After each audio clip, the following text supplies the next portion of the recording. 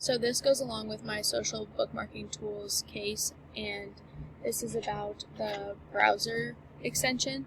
So I downloaded the Pinterest Save Button extension. So if I find a website that I like, I just clicked on this website, and I am able to go to the Pinterest Save It button, and I'm able to look at different images and links and articles that were linked to that website, and I can hit next and save it to my online classroom.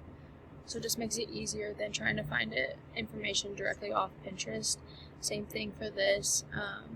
If I look up a pretty basic thing, I can find a lot of different articles and topics that relate to what I typed in the Google browser. So I can again save it and go to online classroom. Okay, so not that one. I can try to save this one for the e-learning, and that will take me right to my Pinterest board, and again go into my different articles on Pinterest.